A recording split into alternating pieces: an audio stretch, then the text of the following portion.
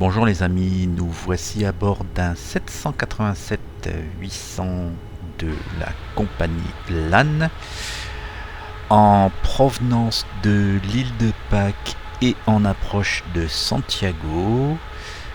Nous sommes à 8000 pieds, à 250 nœuds et nous avons préparé une approche ILS sur la 17 gauche Yankee que je vais partager avec vous. Ce vol est le dernier tronçon d'un World Tour que je termine sur Ivao, et ça c'est une autre histoire que je vous partagerai plus tard. Dans la foulée des différentes vidéos que je vous ai fait sur cet appareil, le 787 de Calamity Wings, je vous fais profiter de cette magnifique livrée de LAN. L'avion est en train de préparer son virage pour rejoindre la CID en direction de Santiago. Vous voyez cet avion qui est vraiment réussi d'un point de vue extérieur, et pourtant je suis encore sur FSX. Et franchement, je me régale et je ne peux me lasser de voir cet avion et sa beauté extérieure. Moi qui vole souvent pour le travail et donc qui ai eu l'occasion au cours de ces dernières années de voler très régulièrement sur le 787, je peux vous dire que cet avion ressemble en tout point aux vrais appareils à bord desquels j'ai pu monter, dont ceux de LAN, puisque je me rends régulièrement au Chili pour mon travail. Sans plus tarder, découvrons l'intérieur du cockpit et la préparation. Bon, comme vous le savez, le Chili est encastré entre les Andes et l'océan Pacifique, donc l'approche n'est pas si difficile que ça. Il faut simplement se méfier des hauts reliefs qui sont rapidement à plus de 10 000 pieds, voire 12 000, 15 000. Nous sommes actuellement sur l'arrivée Andes 9, qui va nous amener sur le point Thémus et ensuite rejoindre l'ILS. Je ne vous fais pas de tuto spécifique, vous êtes habitués à trouver des gens qui sont certainement meilleurs que moi là-dessus. Donc je n'ai pas de prétention pour vous apprendre à piloter. Moi-même, je suis en permanente évolution. Mon objectif est plutôt de vous partager mes sentiments et mon ressenti à propos des add-ons sur lesquels je vole. Donc, pour revenir à ce cockpit que vous avez déjà découvert lors d'une vidéo, écoutez, tout est fonctionnel. Donc là, vous avez la tablette qui nous permet de configurer l'appareil, le manche qui est magnifique et qui bouge. Bon, là, je suis en pilote automatique, donc vous ne verrez rien. La lumière, les écrans de l'avion, le FMC, la manette des gaz, les volets, les autobreaks, bref, tout est magnifique. Ici, le réalisme est évidemment parfait, la vision et la profondeur également. Le haut n'est pas en reste puisque vous avez tout qui est fonctionnel, et là je vais pas m'appesantir là-dessus. Vous avez des tutos que je pourrais vous mettre en commentaire qui sont parfaitement bien faits. Personnellement, j'utilise pas tellement le HUD, mais c'est parce que j'ai pas trop l'habitude. Mais je le trouve vraiment très bien fait. Il est réglable à loisir et franchement, ça peut être un outil parfait. D'ailleurs, si certains d'entre vous sont des pilotes professionnels et qui peuvent nous aider à comprendre et à utiliser parfaitement ce HUD, ça serait magnifique. Voilà, donc comme je vous l'ai dit, on est en approche de Santiago. Vous voyez, j'ai déjà programmé l'arrivée très facilement dans le FMS. Donc pour indication, je vous le rappelle, donc vous avez ici départ arrivée, nous sommes en ILS 17R et avec une arrivée sélectionnée qui est Andes 9. Voilà, donc vous aurez remarqué que je suis à 8000 pieds et le plan de vol était prévu pour faire 11 300, tout simplement parce que je voulais faire une descente lente et avoir le temps de vous commenter cette arrivée. C'est un parti pris comme un autre.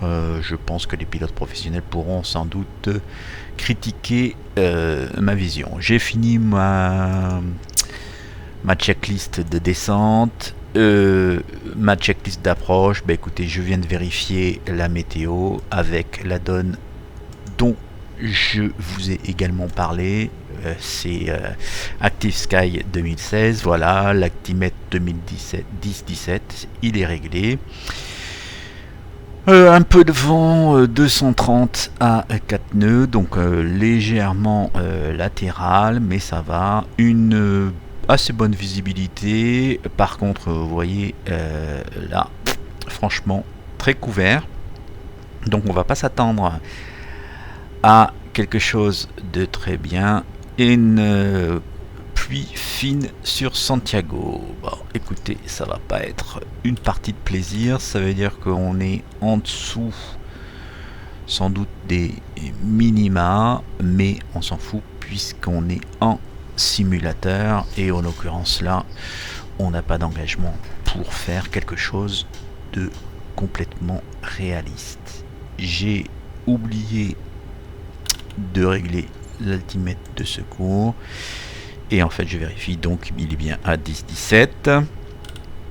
Je vais réduire un poil ma vitesse pour être à 240 nœuds comme requis par mon autre add-on dont je ne peux pas me séparer, qui est Avlasoft EFBV2. Donc j'ai fait également une vidéo à propos de ce logiciel qui me sert à préparer mes vols, départ, arrivée et roulage sur la piste. Nous allons bientôt tourner au sud en direction de Santiago et en fait je vais vous partager l'approche finale. Vous voyez les reliefs sont vraiment très hauts et la couverture nuageuse extrêmement basse. Encore une fois, je vole sur FF6 Steam, c'est pas la meilleure qualité, mais vous voyez quand même que avec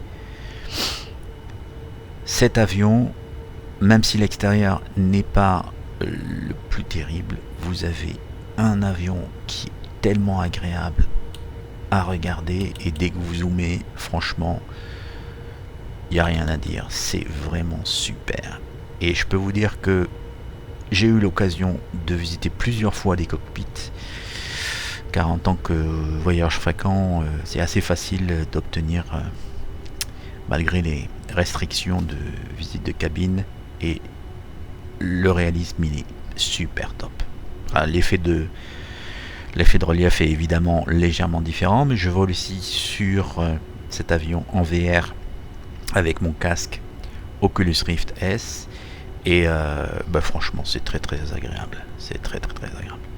Donc voilà, il est temps pour moi de enclencher le mode approche. On est un petit peu loin, et écoutez, on est loin, mais comme on est dans l'axe, j'ai tout de suite capté la balise. Et il est temps pour moi de ralentir cet avion parce que je dois vous confier que ça c'est quand même autre chose. Cet avion est très rapide, il a une finesse incroyable et donc du coup il faut super faire super attention. J'ai oublié, je vais me poser à 30 degrés de volée et à 140 nœuds. Donc je vais tout de suite réduire ma vitesse à 150. Préparer mes aérofreins en automatique. Les phares sont sortis, les landing lights également. Encore une fois, messieurs les puristes, si vous avez des conseils et des remarques pour m'aider à améliorer la façon dont je manipule cet avion, je suis évidemment, comme tous les autres passionnés de simulation aérienne, un demandeur. Je sors un cran de volée, je suis encore un petit peu rapide. Et j'espère que ma vitesse sera réduite. Je vais quand même donner un petit coup d'aérofrein parce que là, j'ai peur d'arriver trop vite. Vous voyez quand même, on est à 1700 pieds minutes pour conserver le slope. Et ça me fait quand même arriver super vite sur l'avion. Donc vous voyez, on est toujours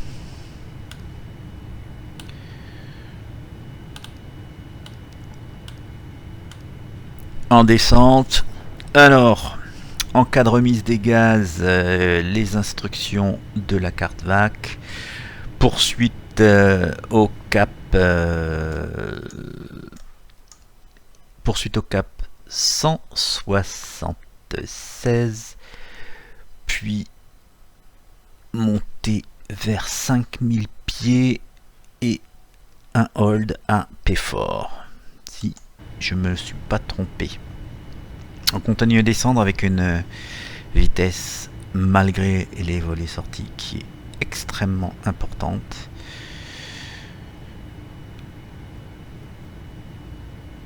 J'aurais dû réduire beaucoup plus tôt. J'espère que ça ne va pas nous obliger à faire un go around.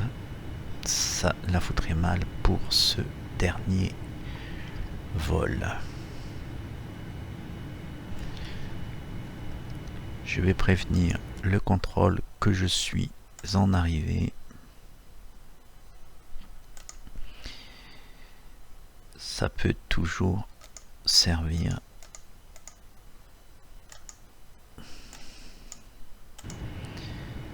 Voilà, je vais sortir un deuxième cran de volée, ça va peut-être l'aider un petit peu. Je suis... Voilà, les hôtesses prévoient les passagers. C'est pas mal.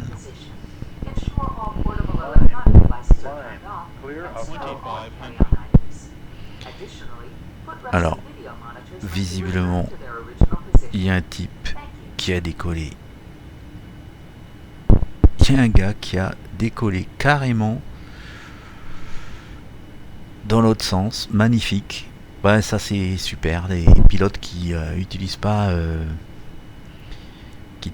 la météo réelle et donc qui se foutent allègrement des vents. Donc qu'est-ce que vous voulez faire? De toute façon, heureusement que je l'ai pas chopé, ça aurait été ballot puisque je viens déjà de me faire 4 heures de vol. Si j'avais dû perdre ça aurait été vraiment dommage. Donc le mec s'est pas annoncé, il a pas mis son ticasse, donc franchement chapeau bas l'artiste, chapeau bas l'artiste. Je continue à descendre et je suis maintenant à 4 nautiques du runway que je ne vois toujours pas.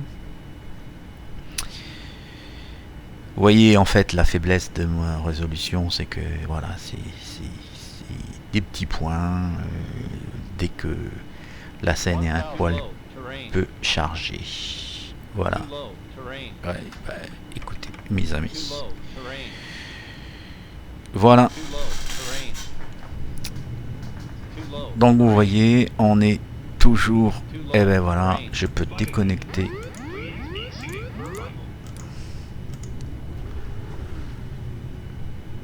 Le pilote et je vous reprends après l'atterrissage.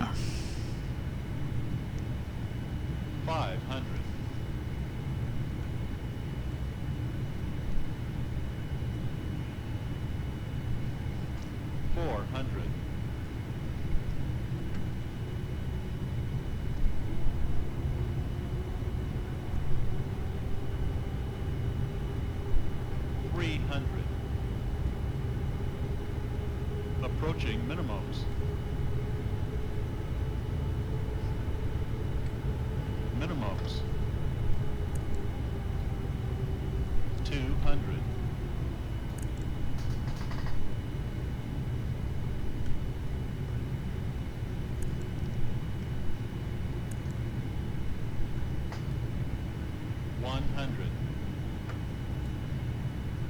Bon, j'ai raté mon atterrissage, c'est trop long. 30, 20, 10. Voilà, bon, de toute façon j'ai une piste, j'ai 4000 mètres de piste, donc je m'en foutais un petit peu et je n'étais pas super concentré, je vous l'avoue, donc je vais prendre la sortie uniforme pour rejoindre mon poste de stationnement. Désolé pour l'atterrissage, enfin l'objectif était de vous montrer comment cet avion était facile à utiliser. Ouais, franchement je me suis... j'ai fait quelques petites corrections et franchement il faut faire juste attention à la vitesse à laquelle cet avion arrive. Et franchement pour le ralentir c'est complètement dingue. Et il faut tenir compte aussi de ces deux énormes réacteurs qu'il faut gaver et alimenter pour reprendre un peu de vitesse. Donc il y a un petit temps de réaction. Moi je le trouve un peu moins important que sur le 777 de PMDG.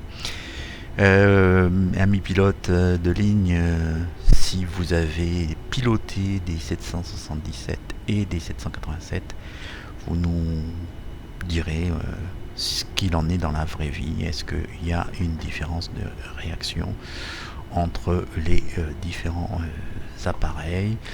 Il est temps pour moi d'enlever mon